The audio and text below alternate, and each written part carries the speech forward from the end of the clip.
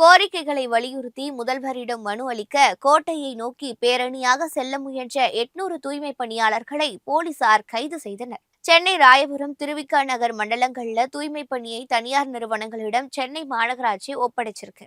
இதற்கு எதிர்ப்பு தெரிவித்தும் பணி நிரந்தரம் உள்ளிட்ட கோரிக்கைகளை வலியுறுத்தியும் அந்தந்த மண்டலங்கள்ல தூய்மை பணியாளர்கள் பல கட்ட போராட்டங்களில் ஈடுபட்டு வராங்க. தூய்மை பணியாளர்கள் 4 பேர் அம்பத்தூரில் உள்ள உழைப்போர் உரிமை இயக்கம் அலுவலகத்தில் 19வது நாளாக தொடர் உண்ணாவிரத போராட்டத்தில் ஈடுபடுறாங்க. இந்த நிலையில தங்கள் கோரிக்கைகள் குறித்த முதல்வரிடம் மனு அளிக்க கோட்டையை நோக்கி பேரணியாக செல்ல முயன்ற 300க்கும் மேற்பட்ட தூய்மை பணியாளர்களை போலீசார் தடுத்து நிறுத்தி கைது செஞ்சிருக்காங்க. பின்னர் அனைவரும் விடுவிக்கப்பட்டிருக்காங்க.